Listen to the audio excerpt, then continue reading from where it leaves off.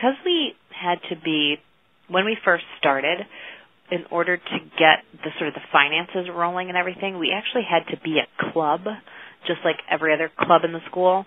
And in order to do that, we had to have a president, a vice president, a secretary, a treasurer, some public relations.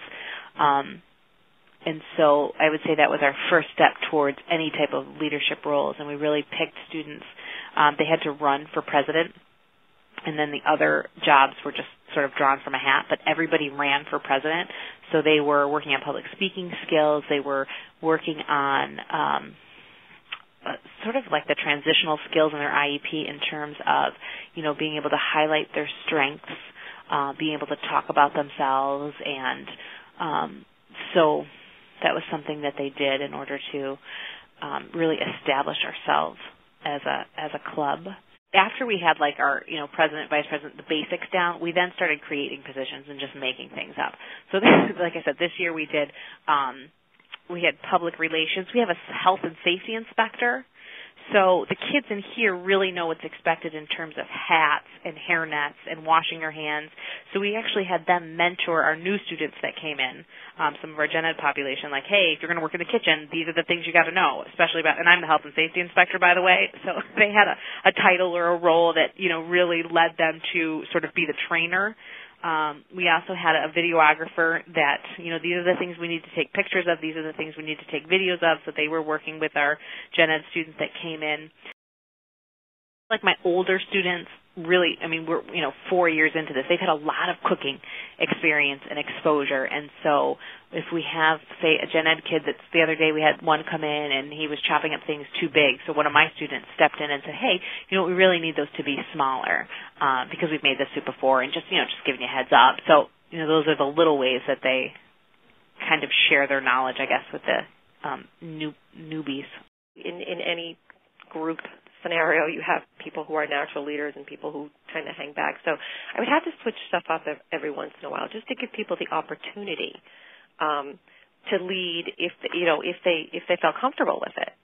Obviously I'm not going to force anyone to take the lead. I'm not going to force anyone to do any public speaking. I'm not going to force anyone to do that. But if they wanted to, they had the opportunity. And so in changing the teams every once in a while, that was my motivation behind it. Student in the classroom, but as soon as he came out to work on the bikes, he was a different young man. He had difficulty sitting in his chair, difficulty staying on task, difficulty working with others, and had a temper. But it was amazing when he came and approached me and asked about working on the bikes. His whole demeanor changed, and then when he was out with the bikes, he had a different. So I observed from that that students sometimes don't perform well with academics, and yet they have these other gifted areas, the mechanical gifted areas. And if we can still give them some of the attending skills in the classroom to help them use that same excitement about what they do outside the classroom in the classroom, then that will help balance them as they develop their themselves so that they can also function well in the education world before they do go out in the work world. But that was something I noticed immediately. The students I was having difficulty, it seemed like there was a high correlation between them and the ones that like to work on the bike. So it's not exactly a problem student, it's a deprived environment, or it's an environment that doesn't fit. No, they're not, where are they the problem? Where they're not feeling successful. That's the problem. They're not feeling successful in an academic setting with large class size. Did you put them in an individual setting where their skills are the ones that are admired and desired, then those problems just don't exist. Some of the kids that were in that co-op class are not the top kids in the school. They're kids, somewhat struggling themselves and, having some issues of just not really liking high school and wanting to go out and work, and so it kind of gave them opportunities to be leaders. Kids that normally would not be leaders in a high school put in a leadership role, and we were really it was interesting to us how that all evolved. That here's kids that have some needs of their own, but they're really stepping up and they're taking over and they're helping to lead this whole business. And so it was kind of an outcome that we never expected. The kids without disabilities that didn't really have good leadership skills when we started out, and they really developed those skills because they had to. They had to help. They became the helper, the leader, and they were the ones that were really keeping things going. And as the relationships developed, we saw some of our kids with disabilities starting to model some of those leadership skills in other situations, or being able to be the one that says, we've got to take an inventory. We haven't taken an inventory, or we've got to pay our bills, things like that, that became something that we did and we talked about in class, and that they picked up on, and they started being the ones to get things going and to tell each other what they needed to do, or themselves to take the responsibility and move on.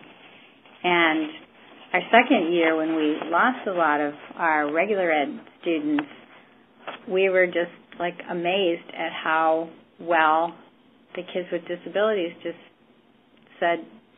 took over and were able to become those leaders with some of our newer kids that were coming into the program, and they sort of modeled the leadership that they had gotten from the kids without disabilities. And it was just an interesting, we're just wow, they really learned what it meant to be a leader, and then they can apply that when they've got other kids coming in that they could help develop and lead.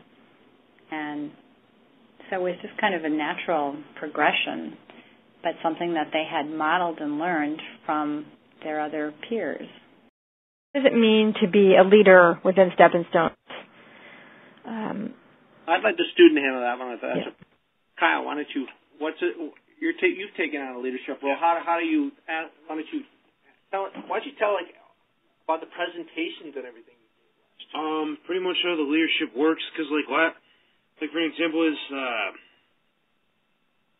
pretty much what the leadership is. Pretty much you do is you take charge of pretty much what I've done is I've taken charge of the Stepping Stones, and I would just pretty much what I would do is show an example out of the people, and then what I do is give an example of the people, and then that way, that one day or eventually people will follow my example, and they'll kind of go towards that, and they'll become leaders later on. Kind of pass it on from one generation to another. Happened to me from another student, like what Mr. Koenig said earlier for the presentation. I gave out the presentation last year, because when I was at the Cole Hari, we were given presentation, and pretty much what we were doing is I gave 4 presentations, and pretty much what I did is I pretty much explained what we do in our program, how we do it, and just the steps that we would do in the program, and try to give the word about our business, and then people pass on their word, and then we're trying to make our business expand even more. Have you or anybody else kind of maybe mentored or coached or helped other students be better at their jobs? For the job sites, pretty much what we do is if a student doesn't know how to do a job site for the first time, usually what we do is we take one person that already knows the job site, and the person will go with the person a couple times. And eventually, as soon as they get the hang of it, then they do it. The next people that come in, then they show the example of the people, and what they do is they show them the example, and eventually they'll get it. And then for a job or so, because I work in the Felician Village, and I'm probably the one here in the program that's worked the most hours at my job. And pretty much what I do is I try to show an example, be the hardest work in there, be the first one to be there, be the hardest work, and be the last one to leave.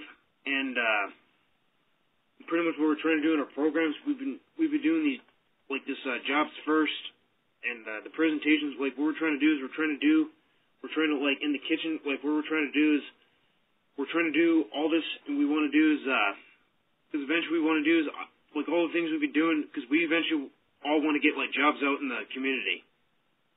And the reason why us people want jobs or so, because we don't want to be feel like we're left out, and we want to feel like we're somebody and a nobody. just get out there and because we want to get out there and try to work like anybody else would work. The leadership skills just sort of evolved because they had to. They had to keep things going. They had to help one another, and they had to take charge. And some kids are better at that than others, and some kids wanted to do that. Other kids were happier just being the worker and doing what somebody else told them to do. And we really pointed that out to the kids, though, that wow, you're the leader now, and you used to be the one that had to have help, and now you're doing it yourself, and that's great, and that's what a leader is. We have in fact, we have an event. Last year, the students participated for the first time in Take Your Legislator to Work Day in the state of Wisconsin. It's a new program through Wisconsin Board for People with Developmental Disabilities. And we had Senator Leibaum come to McDonald's, and one of our students, Bradley, gave him a tour of his work at McDonald's, and then he came out here, in fact, for a town hall meeting with many students and family members. And in fact, next Wednesday, we have Congressman Petri coming in, and he's going to get a tour of Goodwill and Super 8. I think the students were pumped about it. I think they felt, they've gotten a lot of press coverage in the newspaper. They put out a Jobs First in Manitowoc County video. Well, you saw the video, I think. And going to Washington, D.C. and giving a presentation in the Capitol Visitor Center was quite an accomplishment for our group, I believe, in that they combined forces with 3 other schools and they gave the presentation together. I think I gave them an opportunity to really work as a team. Roger has something to say. Joe Leibaum. When we talked to Joe Leibaum, the senator, Airplane. It felt very important.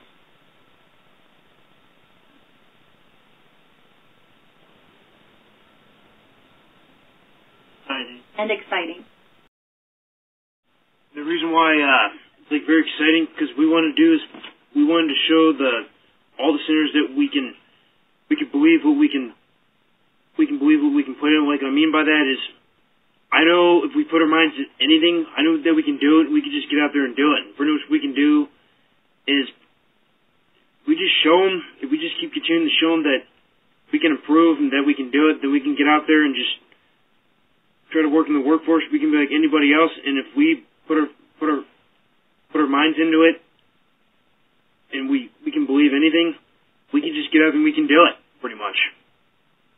And we can just show them that we're not going to sit and do nothing. We're going to get out there and just do something about our lives. And plus, it doesn't matter if we have disabilities or not. We can be like anybody else, and we can have as much right and just do everything everyone else can do. I think it's such an important part of the business because there's one thing which is having a job in a business, understanding what your job is, and it's another thing to think about the entire business itself and what is it going to take to make this business succeed and being responsible for the overall success of the business. And it sounds like, through that goal setting and brainstorming, everyone's responsible for the overall success of the business. And that's, I think, a great learning opportunity. And it gives us a sense, all of us, a sense of identity because they have, like Kyle was saying, we have Stepping Stones as our logo. So now we just last year we got T-shirts because it was what we could afford with the education club for $6 or $7. But now we got all polo shirts and hats for the business with our Stepping Stones logo on it. And it gives you a sense of identity as well, that you're part of something bigger than yourself.